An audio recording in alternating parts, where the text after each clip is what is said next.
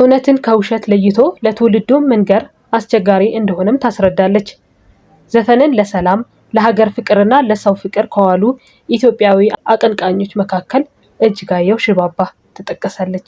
የዘፈኑ ርዕስ ከግሪክ ቃል የተወሰደ ሲሆን ትርጉሙም በፖለቲካ በህግና በማህበራዊ ኑሮ ረገድ ምንም አይነት እንከን የሌለበት የሰላምና እኩልነት ፍጹም የሰፈነበት ምዕናባዊ ማህበረሰብ ማለት ነው። ትልቁ ጥያቄ ግን በሰው ልጅ ጸባጫሪነትና ስግብግብነት ባህሪ እንደዚህ አይነት ማህበረሰብ መፍጠር ይቻላል ወይ የሚለው ነው። ግጥሙ ከኢትዮጵያ ተነስቶ ለዓለም የሚተርፍ ፍቅርን ይሰብካል።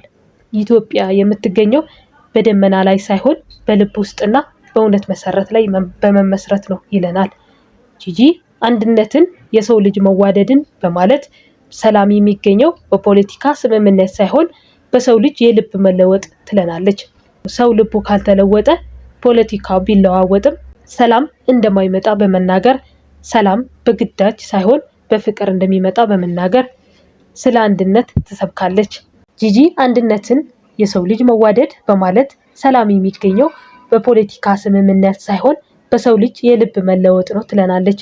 ሰው ልቡ ካልተለወጠ ፖለቲካው ቢለዋወጥም ሰላም እንደማይመጣ በመናገር ሰላም በግዳጅ ሳይሆን በፍቅር እንደሚመጣ በመንገር ስለ አንድነት ትሰብካለች። ሰው አይርሳ የሰላምን መንገድ ስትል የተለመደ ምክር የመከረችን ሳይሆን ፍጹም የሆነ ትዕዛዝ እያዘዘችን ነው። ሰላም ለሰው ልጅ አማራጭ ሳይሆን የሰውነት መገለጫ ግዴታ መሆኑንም ትናገራለች። መሰረቱን ያጽናልን በእውነት ስትል ጂጂ ለእውነት የሰጠችውን ከፍተኛ ቦታ ያሳያል። ውሸት ባለበት ሰላም ሊኖር አይችልም። ሰላም በእውነት ላይ ካልተመሰረተ የመቃብር ሰላም እንደሆነ ዘፈኑ ያስረዳል። ሲንግ ሲንግ ችልድረን ኦፍ ዘ ወርልድ በማለት የዓለም ልጆች ሰላም ለጠማት ዓለም ስለ ሰላም እንዲዘፍኑ ትጠይቃለች።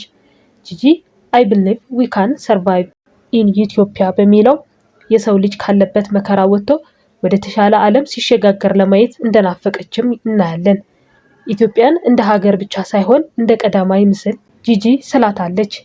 ኢትዮጵያ በግጥሙ ውስጥ የደስታችን ቤት በማለት ዜጎች ወደ እናታቸው ቤት ወደ ሰማያዊው መሰረታቸው የመመለስ ፍላጎታቸው ታንጸባርቃለች። ግጥሙ አንድነትን፣ የሰው ልጅ መዋደድ፣ ግለሰባዊ ፍላጎት ወደ ማህበራዊ አንድነት ደግሞ ወደ ዓለም አቀፋዊ ፍቅር እንደሚያድግበት የሚያድግበትን ሂደት ያሳያል።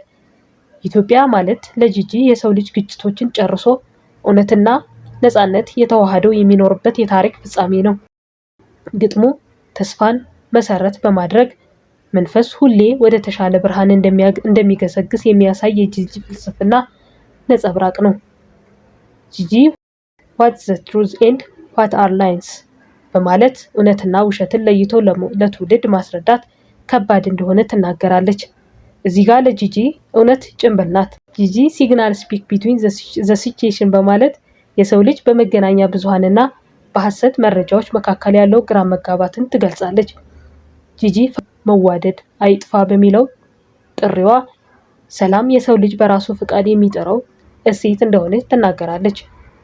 100 years of now who will be left to say የሚለው የግጥሙ ክፍል የሰው ልጅ ሟች መሆኑን ሲረዳው ነው ህይወቱን በትክክለኛ መንገድ መምራት እንደሚጀምር ይሰብካል። ግጥሙ ጊዜ ለዘላለም አይቆይም በማለት የሰላምን መንገድ አሁኑኑ እንድንይዝ መገፋፋቱን ህልውናዊ ጥሪ ነው። ልጅ ተወልዶ ወተትም ይጠጣል የሚለው መስመር ሰላም ማለት ረቂቅ ቃላት ሳይሆኑ አንድ ህፃን ወተት የሚጠጣበት ምድር ፍሬዋ የምትሰጥበት መኖር እንደሆነ እንረዳዋለን። በአጠቃላይ ይህ ዘፈን በልባችን ውስጥ ያለው ብርሃን ተከትለን መጓዝ ከግለሰብ አልፎ ለዓለም የሚተርፍ ሰላም ማምጣት እንደሚያስችለን ይሰብካል። አበቃ።